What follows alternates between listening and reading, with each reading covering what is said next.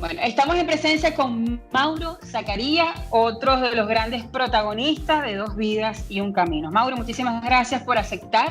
El primer valiente fue tu hermano Marco. Tu papá, me acuerdo que me decía, o en todas las entrevistas normalmente andan los dos juntos, ¿no? Y siempre, porque bueno, es parte, son gemelos, obviamente es una historia bastante asombrosa y los dos vivieron las mismas situaciones, obviamente no, porque hay casos donde es uno solo, ¿no? Que le aparecen, casos de otro tipo. Y fíjate que Dios les dio a ustedes esa gran oportunidad. Lo llamo yo oportunidad, Mauro, porque son unas personas ahorita que llenas de luz, son unas personas que tienen valor, actitud, que lo están demostrando y muchas veces quizás ustedes pensaron que por qué a mí, ¿no?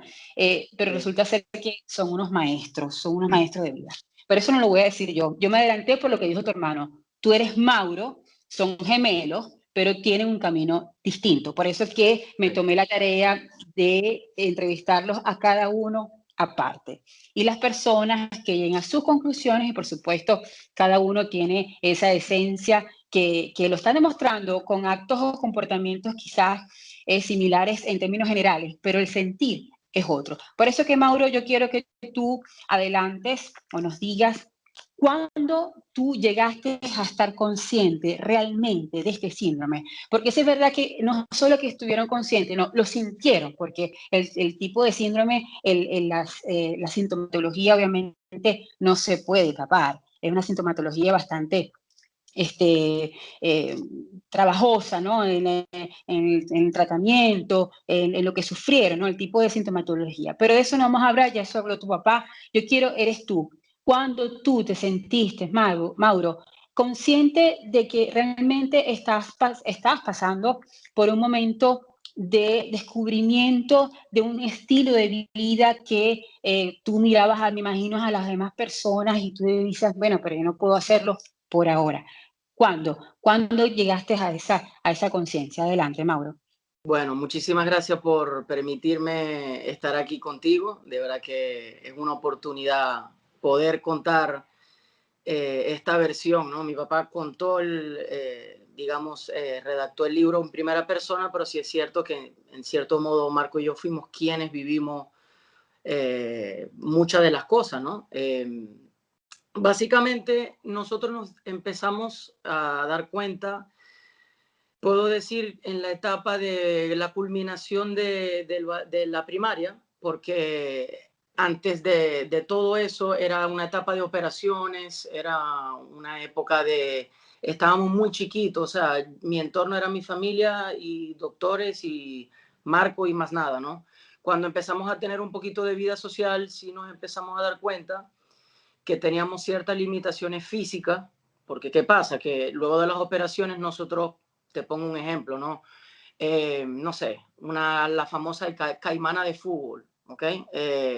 Nosotros queríamos patear o queríamos correr como los niños normales, la mente quería hacerlo, pero nos dábamos cuenta que, digamos, la parte física nos costaba. Entonces, puedo decirte que era más o menos como eso de los 10, 11 años, sino un poquitico más, que uno empieza a asimilar ciertas cosas, ¿no? Porque uno empieza a entender, uno empieza a comparar, uno empieza a ver, porque él tiene eso, fíjate cómo lo hace, yo no puedo llegar ahí, ¿me entiendes? Entonces Marco y yo tuvimos, era muy interesante porque fíjate que en la entrevista él lo dice, era una manera de compartir ese pensamiento. Bueno, no lo puedo hacer, bueno, pero no estoy solo. Eso estoy seguro que me ayudaba esa palmadita de decir, bueno, no estás solo, lo tienes con quien compartir. Puedo decir que para responder a tu pregunta, ahí fue cuando nosotros empezamos a darnos cuenta de muchas cosas, de las cicatrices, de lo estético. Sí es cierto de que cuando niño, el hecho de identificar que mis manos eran diferentes a la de los demás, simplemente era un indicio, era el hecho de darte cuenta que eras diferente, ¿ok? Tenías ciertas limitaciones. Pero Marco y yo siempre digamos que nos consideramos bastante normales, porque ese era el reflejo que mi padre y mi madre nos hacían ver, más allá de lo que pasaba, de lo que vivíamos, de los dolores, etcétera, etcétera. Ahora, Mauro, cuando ustedes estudiaban juntos, Marco lo adelantó, estudiaron juntos y Sí, todo lo demás. A veces te pregunto, Mauro, como yo inicié, ¿no? Esos relámpagos que quizás te pasaban en tu mente, porque quizás ujú, en el X momento Marco estaba tenía en la cabeza en otra parte, o pensando, o dándose cuenta, o prestando atención a algo en particular. Pero tú, en ese momento donde tú decías, ¿por qué ellos sí pueden jugar el fútbol? ¿Por qué ellos, yo no lo puedo hacer mentalmente? Ustedes se unificaban, se unían, se consolaban, ¿ok? Pero tú alguna vez pensaste el por qué a mí, el por qué a claro, mí, claro. el por qué o tuviste también alguna duda de que quizás ibas a salir de esto, Mauro. Sí, te comento. En mi testimonio que dejo en el libro, precisamente empiezo con esa frase, ¿no? Porque hoy en día todavía me pregunto el por qué nosotros, ¿no? Pero fíjate que es curioso que con todo esto de lo del libro, eh, tengo más claro el por qué nosotros. O sea, es decir, hay una misión, hay un porqué y las cosas no pasan porque tienen que pasar, no, tiene un porqué detrás. Entonces, fíjate que en la actualidad puedo decir que ahorita el panorama todo es mucho más claro. Ahorita con 31 años puedo decir, ok, entiendo el porqué. En ese momento era todo mucho más incierto, ¿ok? Uno empieza a entender, uno empieza a ver, uno empieza a identificar y uno empieza a aceptar esa, ese síndrome, esas limitaciones. Sí es cierto que costó mucho al principio porque es difícil para un chamo a esa edad, donde pasan muchas emociones, donde pasan muchas preguntas, el hecho de entender que, ok, tengo esto, pero en ese momento tú sabes que es una edad muy difícil, es un poco o sea, es bastante complicada, pero es algo que se trabaja. Es decir, nosotros, por la parte de nuestros padres, si es cierto, como Marco también lo dijo, que nos rodeamos de un equipo, por decirlo así, bastante positivo, o sea, de las personas. Por lo tanto, nosotros aceptamos desde el principio que nosotros teníamos lo que teníamos y que era lo que teníamos que aceptar y darle para adelante, ¿ok? Entonces, desde ese momento nosotros entendimos el por qué, siempre con nuestras dudas, ¿sabes? En las caídas uno se cuestionaba, ¿pero por qué? ¿Pero por qué a mí? Pero llegó un momento que a partir de los años que iban pasando, iba siendo parte de nosotros cuando nos tocaba hacer las curas. Al principio nos quejábamos mucho porque yo veía, por ejemplo, cosas que era una envidia sana. Cuando se quedaba a dormir un amiguito del colegio, ¿no? En la casa, que yo veía que se bañaban en menos de 5 minutos. Nosotros, o sea, para nosotros, los baños representaban algo pesado, algo que quitaba tiempo, algo también doloroso, porque teníamos nuestras curas y rutinas. O sea, el baño empezaba desde quitarnos las medias, que a veces por las llaguitas o por las cortaditas se pegaba la media y eso representaba jalarlo o echarle alguna solución para que se despegara. Ok, ya empezaba el dolor. Ok, entrar a la ducha teniendo una postura fija, sin tener, o sea, yo no disfrutaba una ducha, un bañarme. Ok, luego el salir, el curetaje, las cremitas, si tenía los pellejitos me lo tenía que cortar, si tenía que un poco de resequedad, luego venía la vacitracina, luego venía, es decir, una serie de cosas que eso representaba para nosotros algo engorroso, ¿no? Entonces con los años fuimos aceptando y fuimos mejorando muchas cosas en nuestro día a día que se fueron convirtiendo en lo que era más normal, en lo, digamos, un chamo de esa edad o de alguien normal sin ningún tipo de síndrome o discapacidad. Entonces, yo creo que eso fue muy, muy paso a paso en el tiempo, que bueno, que que fue cuando nosotros empezamos a entender y aceptar. Eso llevó varios años.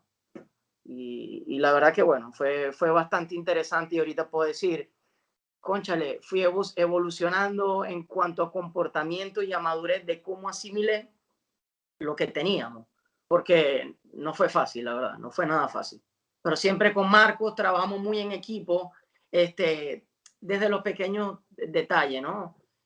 No sé, te pongo un ejemplo, me estoy desviando un poco a tu pregunta, pero eso lleva parte a la aceptación de entender lo que yo tenía. Yo, por tener un espolón desde chiquito, a mí siempre me costó caminar. Yo siempre he cojeado. Yo he sido el morocho que cojea, para que entiendan.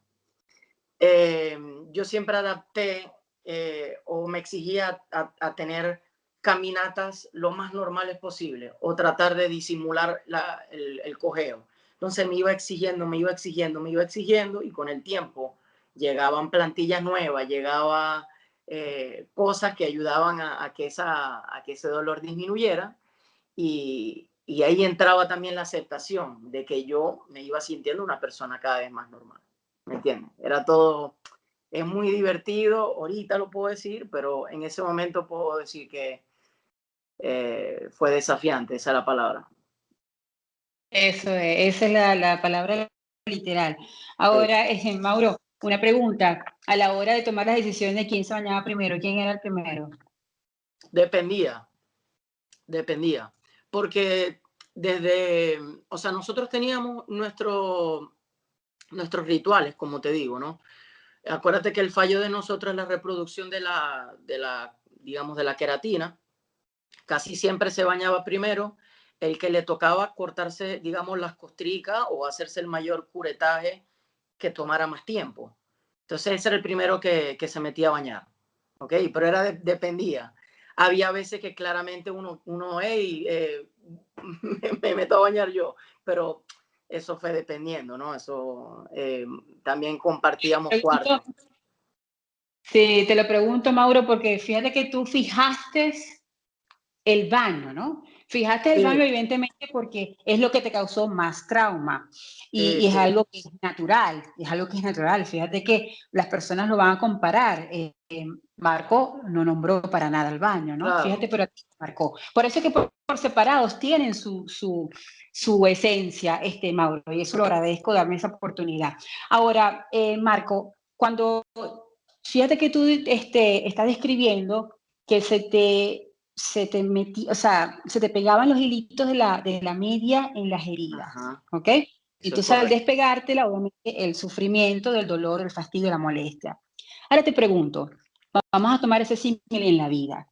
Te lo pregunto porque hay muchas personas que te van a escuchar, que te van a ver, te van a escuchar, Ujú, y en la vida hay muchos hilos, en la vida hay muchas medias, en la vida hay muchos pellejitos que cortar. Partiendo correcto. de esta experiencia, Mauro, partiendo de esos momentos que fueron infinitos, porque fueron, bueno, más de 20 años, ¿ok? ¿Qué puedes decir tú? ¿Qué mensaje le das tú a la humanidad? ¿Qué hacemos cuando se nos pega ese hilito? ¿Qué actitud tomar cuando tenemos que cortarnos esos pellejitos de la vida, Mauro? Ok. Hoy, ¿cómo decir hoy? Mira, lo que yo he aprendido a mi corta edad, puedo decir que primero hay que mirar alrededor y decir e interpretar lo que está pasando, ¿no? Porque creo que es importante interpretarlo y verlo de una manera muy calmada. Es decir, bueno, tengo este problema, tengo este panorama, tengo esta y esta opción, ¿ok? Nosotros siempre nos inculcaron que es lo peor que pueda pasar. Lo peor que pueda pasar, poniéndote el ejemplo de las medias o de eso, era llevar un poquitico de dolor, pero eso iba a pasar. Entonces, básicamente es aceptar lo que te rodea, lo que te está pasando y hacerlo, porque, o sea, el evadir el problema o rodearlo, va a llegar un punto que vas a tener que volver ahí y lo vas a tener que afrontar. Entonces hay que matarlo de una vez, como quien dice, ¿no? Hay que afrontarlo. y siempre cuestionarse qué es lo peor que pueda pasar. Entonces, anticiparte y poniéndote ya el peor escenario de una vez. Quiere decir de que entonces ya teniendo el peor escenario, puedes decir, bueno, si este es el peor escenario, el mejor escenario será esto. Bueno, voy a atravesar el peor escenario de una vez y lo voy a afrontar con todas las ganas. Entonces, creo que lo más sincero es entenderlo y afrontarlo. Es lo más sincero que yo puedo recomendar. Es decir, echar para adelante. Nosotros siempre hemos dado ese paso hacia adelante. Nunca hemos ido hacia atrás. O sea, yo creo que en todo panorama nunca hemos retrocedido en ningún aspecto. O sea, en ningún aspecto. Entonces yo creo que pasándolo a otra dimensión, a otro ejemplo, creo que tenemos que encarar la situación por más dura que sea, ¿no? Por más difícil o complicada que sea. Como quien dice, Dios aprieta pero no ahorca. Es la realidad, es la Sí. realidad. A nosotros nos apretó bastante, pero no nos ahorcó. Aquí estamos. O sea, y fíjate que te lo estoy diciendo a ti. Para la persona que pudo leer el libro, el panorama no era nada bueno. O sea, no era nada alentador, no era nada positivo. Imagínate cómo para mi papá, el hecho de tener una noticia que te van a decir, bueno, tus dos hijos van a, posiblemente no pasen de un par de meses o de esta Navidad, imagínate como hombre a esa edad y como padre se pudo haber sentido. Entonces, eh, el que hizo, ¿no? Pongo el ejemplo de mi papá, pongo el ejemplo de mi mamá también. Ellos le dieron para adelante, ellos tampoco había muchas opciones. Y el rendirse no era una opción. Entonces, o sea, mi recomendación es básicamente interpretar lo que está pasando, entender lo que está pasando y encararlo, porque no hay de otra.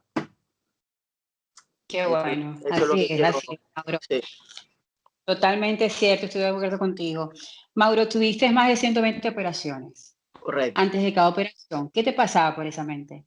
Mira, tengo mucho, o sea, ahorita que tú estás hablando de las operaciones, tengo muchos recuerdos de que es que los hospitales, los quirófanos deberían de cambiar. Y yo estoy seguro que eso está cambiando. ¿En qué sentido? En la parte estética. Eran muy fríos, eran blancos, había mucho frío. Me acuerdo de esas sensaciones de frío y aparte que te ponen la típica cobijita, ¿no? Entonces el panorama era un poco tétrico. El olor de la anestesia es muy particular, a veces me lo recuerdo. Tú sabes que uno tiene, no sé cómo se llama el término, pero uno interpreta los olores y dice, ah, este olor me acuerda a estas cosas. Me acuerdo al olor de la anestesia, me acuerdo al olor de la anestesia postoperatoria, desagradable, había mucho temor. Eh, ¿Qué te puedo decir? Tengo malos recuerdos, como nosotros nos operaban la parte del talón y de las manos, y tú sabes que las camillas son muy angostas. En el Coromoto había una especie de camilla rotativa que hacía que se te metía debajo tengo malos recuerdos de eso, fíjate, que se te metía debajo de la cama, modo que tú te arrastraras y pasaras a la otra camilla, sin que los camilleros te pasaran, ¿ok? Y había un pequeño desnivel que siempre me daba en el talón, siempre me daba en el talón. Y yo tenía un pavor de que me montaran ahí, ¿no? Y prefería que los camilleros o los doctores me pasaran, pum. Tengo esos recuerdos todavía. Pero sí, mucha incertidumbre, mucho miedo. Puedo decir de que nosotros lo hemos hablado Marco y yo, y los doctores, los anestesiólogos, siempre cariñosos, siempre tengo la imagen de mirar hacia arriba, la típica mascarilla. Con los años, a Marco y a mí no nos gustaba la mascarilla, porque nos daba cierta claustrofobia. Tú sabes que la anestesia es intravenosa y en mascarilla. No nos gustaba porque no sé, a mí me sentía como ahogado. Entonces, tengo el recuerdo, que es muy gráfico, de ver la anestesia. Fíjate que te estoy dando muchos detalles de lo que va viniendo en mi cabeza. Me acuerdo el brazo, a mí me gustaba, como te digo, intravenosa. había una anestesia que era blanca, que la detestaba, porque el post-anestesia me caía muy mal. Entonces, no sé, Marco y yo, con tantas operaciones, le decíamos al anestesiólogo, pónmela transparente, pónmela transparente. Entonces nos ponían las transparentes. Exacto, ponerlas transparentes y ellos nos complacían en cierto modo, porque yo me imagino que la finalidad era la misma. Entonces el panorama era ver el líquido subir y se siente cuando entra, o sea, tú sientes en tu cuerpo. Entonces uno se relajaba y me acuerdo siempre el doctor Parejo o el doctor Rivero, Jimeno o el anestesiólogo que nos acariciaban. Nos decían, papito, todo va a estar bien, tranquilo, todo va a estar bien, todo está bien, todo va a estar bien. Vas a ver que vas a salir bien. Las primeras operaciones fueron muy, te digo, no sabíamos. Ya, yo te estoy hablando de esto ya de la mitad para adelante, ¿no? O sea, de cuando ya uno controlaba más la situación, que ya sabía qué era lo que iba a pasar. Al principio era todo, te quedabas dormido y despertabas ya vendado o lo que sea. Y bueno, era una despedida, digamos, del quirófano, antes de dormir, con esa imagen del doctor Parejo, te digo, más de 3 cabezas seguro, veía, más de 3 cabezas. Y quiero decir de que había un equipo de trabajo detrás que, fíjate que para nosotros fue el resultado, fue el éxito de todo lo que pasamos. Me acuerdo también, aprovechando el tema, que me encantaba un quirófano, era una sala del Coromoto, muy en particular que tenía ventana. Entonces entraba la luz natural. Porque los quirófanos, te digo, estéticamente son feos, son fríos, no hay color, no hay vida, no hay cuadro, no hay nada. Que estoy seguro, ojo, no sé porque no he vuelto a ir, gracias a Dios, a un quirófano, pero estoy seguro que eso va a ir cambiando, ¿ok? Y me acuerdo de ese quirófano en especial que tenía un ventanal. Y cuando me tocaba operación ahí me gustaba. Fíjate que le veía siempre el positivo al escenario más trágico. Pero bueno. Claro. Ahora, Mauro, antes de ir a toda esa parte de la solución, ¿no? Del problema en sí, el miedo al cómo salir, porque si tuviste más de 120 operaciones, quiere decir que fue un proceso bastante de protocolos, ¿no? De criterios, Sí, porque eso iba dependiendo, me imagino, dependiendo de cómo ustedes reaccionaban a cada sí. operación. Y eso de repetir la recurrencia de las operaciones, a veces no sentías como que un me rindo, No, otra vez, nada. al contrario, porque desde el día 1 de las operaciones nosotros empezamos a ver cambios positivos. Por ejemplo, la picazón, que era algo que nos atormentaba por nuestro síndrome, desaparecía. ¿Me entiendes? Entonces eso para nosotros era el efecto opuesto. Claro, jugaba en contra, por ejemplo, el dolor. En cierto punto, te digo, yo le doy gracias a Dios que eso pasó a esa edad, porque en cierto escenario éramos chamos, éramos más manipulables, ¿sabes? Teníamos más inocencia en cuanto al panorama. Ahorita tú me dices, vamos a entrar a un quirófano o sea, Claro. valoro, entiendo qué está pasando, me da mucho más miedo, me da mucho más miedo. Fíjate que a mí me propusieron antes de venirme a España, como te dije, yo tengo un espolón en el talón que me duele mucho y me hicieron la propuesta de hacerme una operación. Es un poco traumática, pero yo del hecho de pensar que tenía que volver a entrar a un quirófano, yo me negué. Y digo, bueno, ¿qué es lo peor que pueda pasar? Que siga cojeando. El que me quiere, cojo, que me quiera, y ya está. Y el que no, no. O sea, ese es el peor escenario, ¿sabes? Que hay dolor, bueno, llego y me tomo un cataflán para el dolor. Y eso es lo que hago a veces.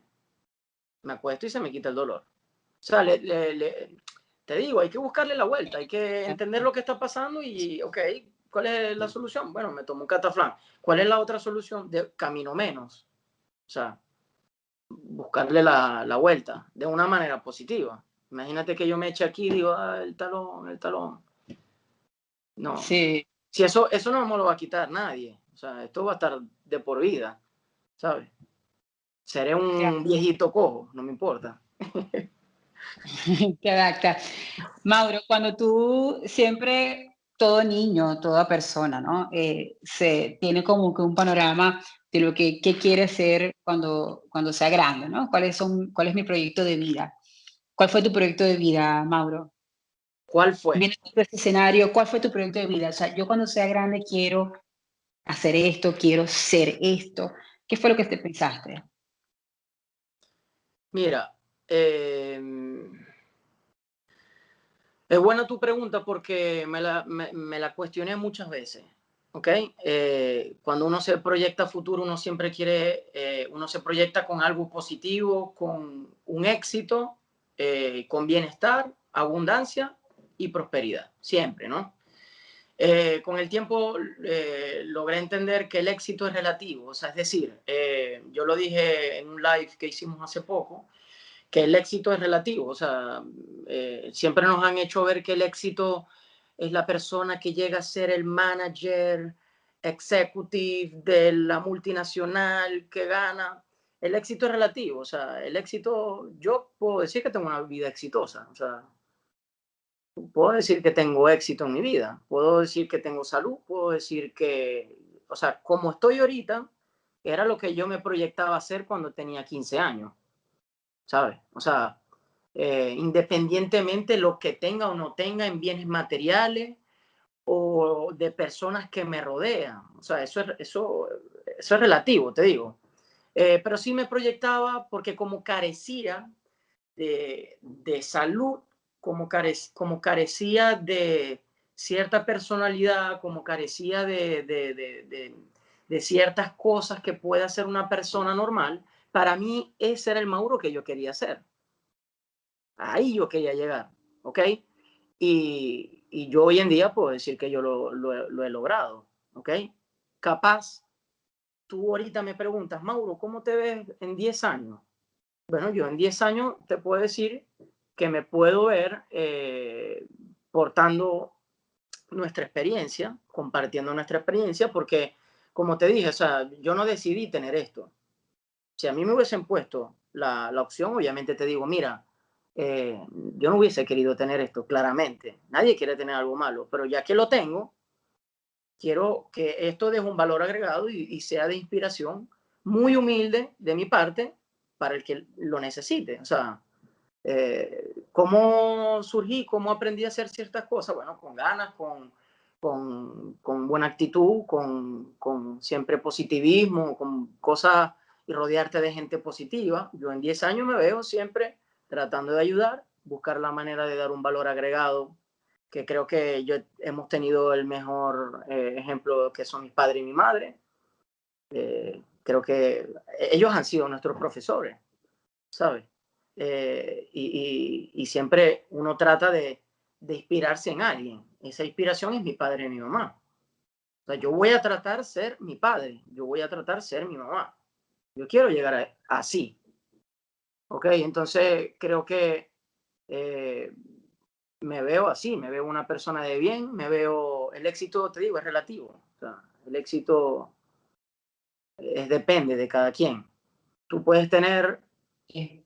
un trabajo particular, X, lo que sea, pero para ti ese es tu trabajo y ese es tu éxito, tú eres exitosa, ¿sabes? Pongo ejemplo de muchos otros escenarios. Entonces, creo que bueno, respondiendo a tu respuesta, creo que soy la persona que proyectaba o que esperaba ser a los 15 años, ¿me entiendes? Y bueno, creo que hay que Entonces, trabajarlo siempre. del 1 al 10, Mauro, la felicidad, ¿dónde está en ti? Del 1 al 10. Del 1 al 10, yo creo que voy a decir un humilde 9, porque es un trabajo constante. Es decir, puedo decirte 10, porque yo soy feliz, me considero una persona feliz, pero uno trabaja para ser feliz. ¿Okay? o sea, tú te tienes que levantar en la mañana y decir, estoy vivo, bien, o sea, un día más. Entonces, nunca estás satisfecho, quieres ser siempre más feliz. Entonces, lo voy a poner como un 9, pero soy feliz, soy muy feliz. Y todos los días tengo mis rituales mentales de agradecimiento, de oración.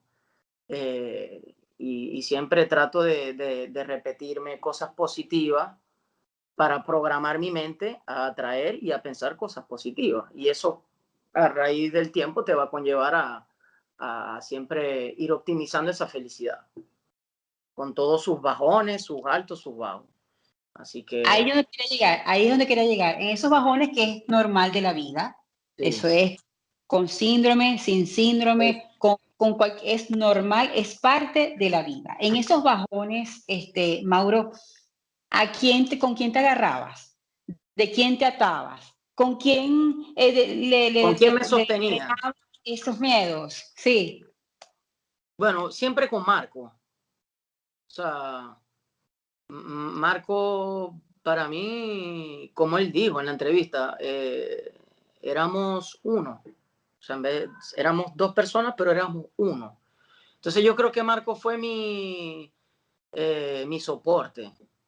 Te digo, en todo aspecto. A veces yo no tengo ni siquiera que hablar con Marco como para saber lo que él está pensando. O sea, en todo aspecto, te digo. En cuestión de entendimiento, en cuestión de empatía, en cuestión de sentido común, en cuestión de tener misma filosofía de vida. ¿Ok?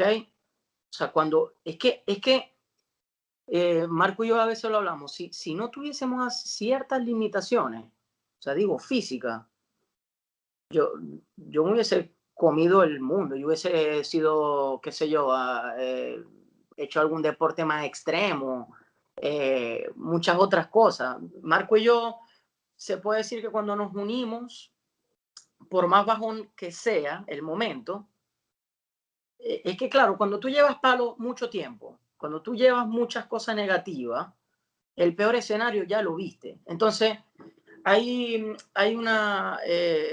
un amigo de mi papá que vino hace poco, lo estuvimos hablando y básicamente que tú no te das cuenta de la fuerza y el verdadero yo que eres tú hasta que la vida te pone a prueba.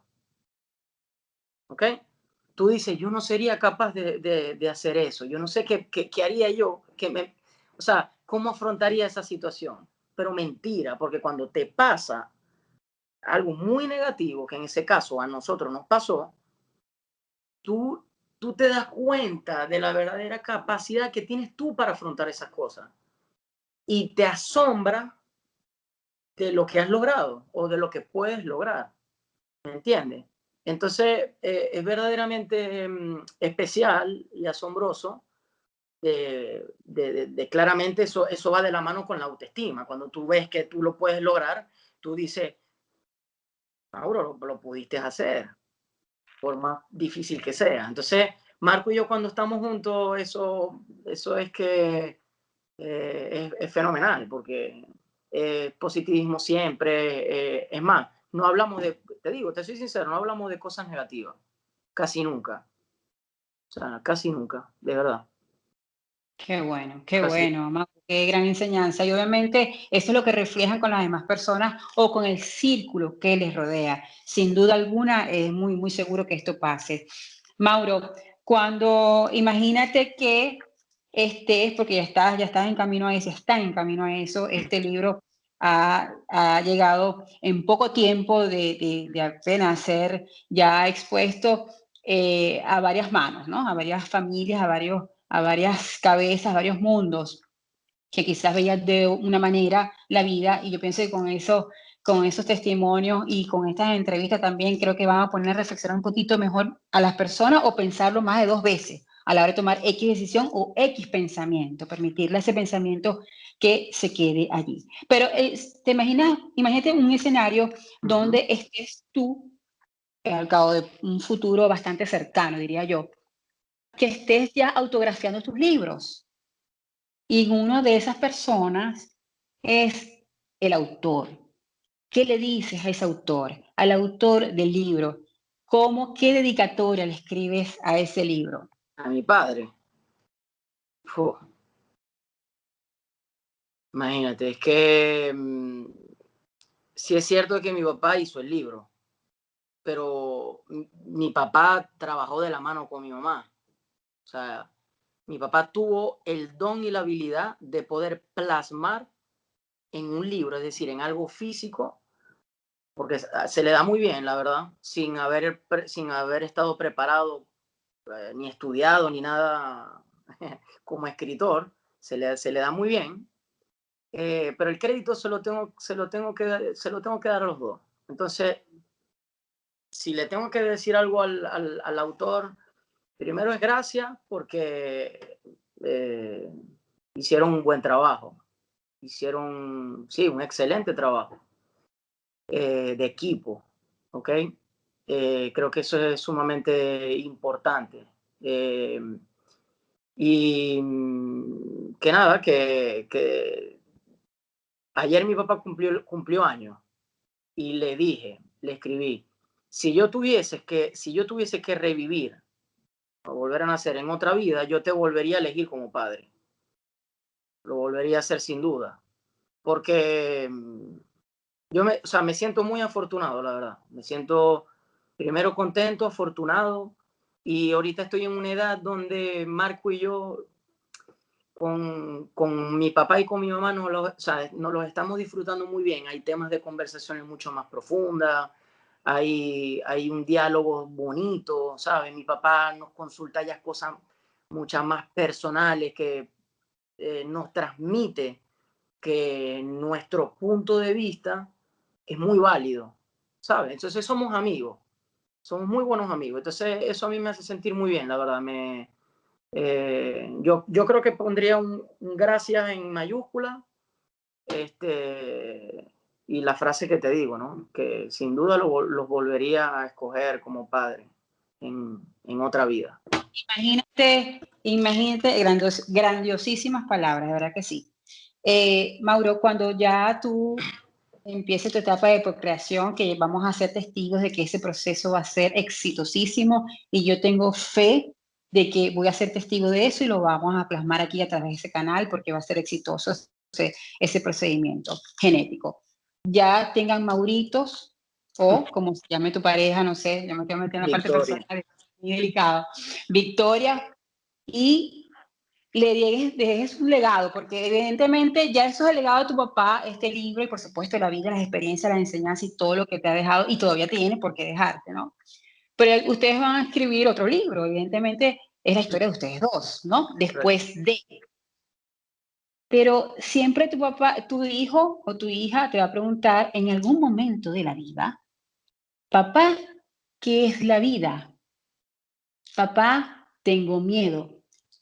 ¿Qué le vas a decir tú? ¿Cómo le vas a responder a ese hijo o esa hija?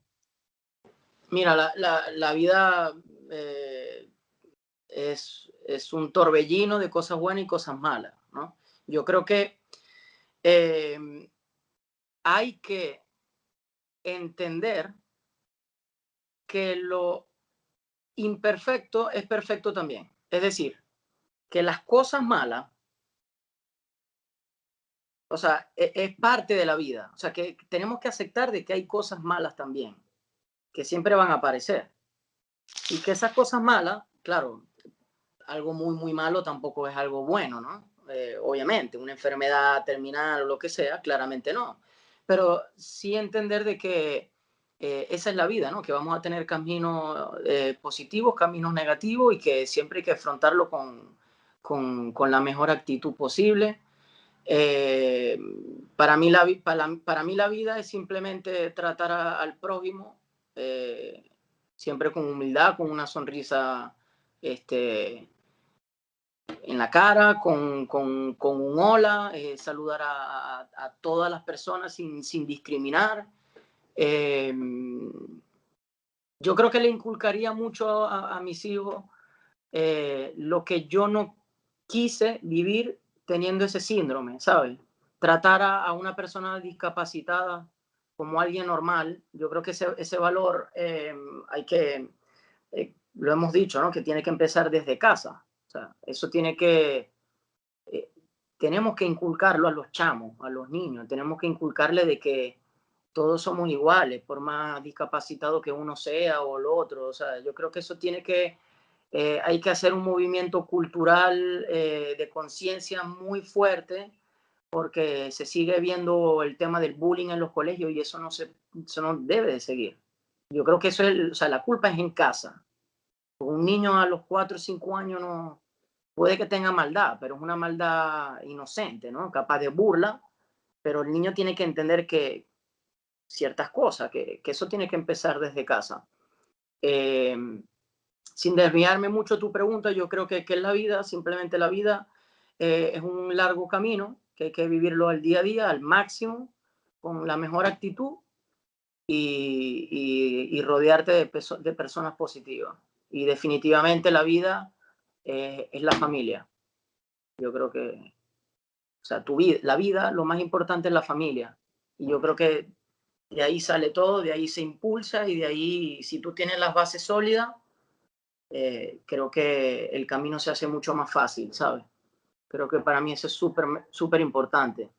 Te digo, lo hablaba con un amigo que me escribió hace pocos días diciéndome, ustedes tuvieron mucha suerte porque su familia, todo desde sus tíos, primos, abuelos, siempre estuvieron pendientes de ustedes.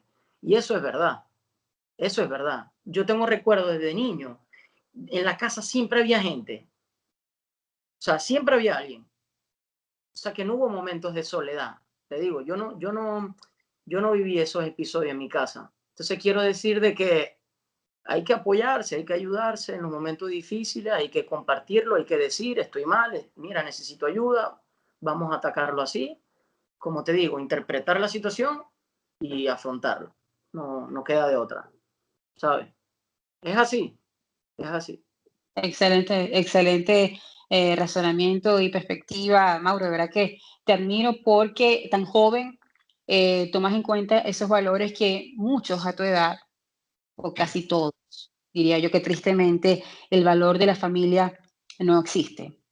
No existe, bien sea por culturas, por paradigmas, premisas de vida que necesariamente se inculcan, pero ahí estás tú, ahí está el testimonio tuyo donde estamos a tiempo. Yo pienso que mientras haya vida, como tú dices, Sí, mientras amanezcas y tengas salud, tengas cómo respirar, creo que así es, estamos a tiempo de cambiar esa visión, mejorarla y basada en esa experiencia que ustedes tuvieron, que fue más que un PhD, más que un máster, más que un todo, ¿no? Lo que ustedes vivieron en esos años no hay más nada que peor ver, ¿no? Y yo creo que para ustedes, en cierta parte, tienen más ventajas que las personas que no han vivido eso, porque, como te digo, han tocado lo último y ya han salido, pero hay muchas personas que han tocado otras cosas también lamentables y no han podido salir, porque sencillamente no tienen esa actitud y ese valor que tienen ustedes.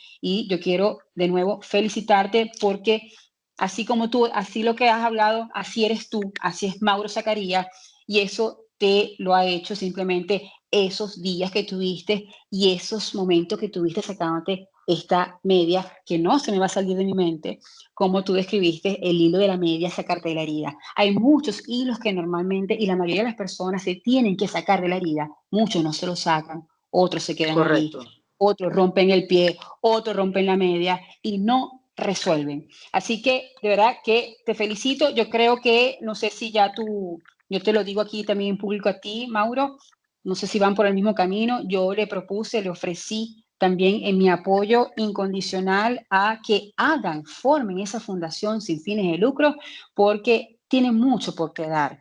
Tienen mucho por dónde introducirse en tantas mentes, donde acaparar atención, pero en el buen sentido de la palabra, porque esos testimonios de ustedes le dan más ganas, más fuerza, más ver las situaciones desde otro punto de vista totalmente diferente. Y quizás muchas personas en un vasito de agua se ahogan cuando no hay razón, cuando no hay razón. Correcto. Así que bueno, yo te felicito, sigan así de unidos.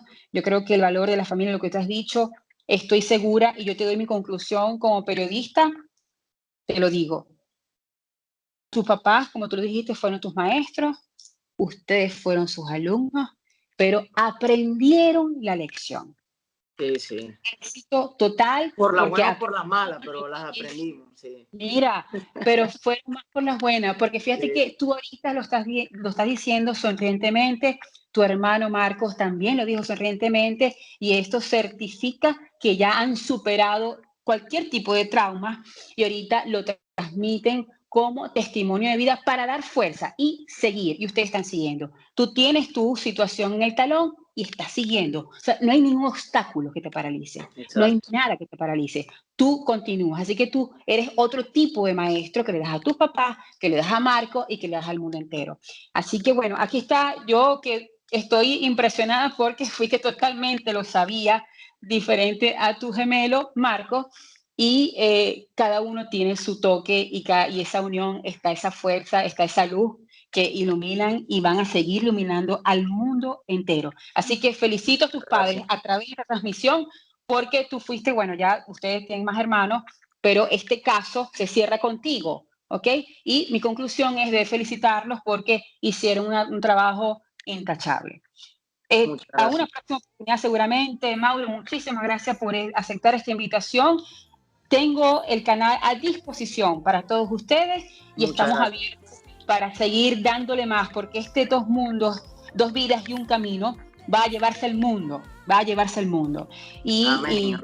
comiencen también haciendo esta gran fundación que yo creo que van a romper fronteras, Mauro. Muchas Van a ser- gracias, María Ángel, de verdad. Muchas gracias por cierto modo desahogarme, ¿no? Porque hay muchas cosas que yo nunca, te digo, había hablado o compartido y te agradezco por este tiempo, por este espacio de poderlo compartir contigo y con tu público. Para mí es muy importante, de verdad. Muchísimas gracias. ¿Sabes, Mauro, por qué fue hoy? Porque hoy estabas preparado y así lo demostraste. Seguramente antes no hubieses podido, Mauro. Así que bueno, todo tiene su momento. ¿Y quién mejor que tú? ¿Quién mejor que tú que supiste esperar? Aquí Muchas estás gracias. Muchas gracias. Chao, chao. A la próxima, Mauro. Que vaya Siempre. bien.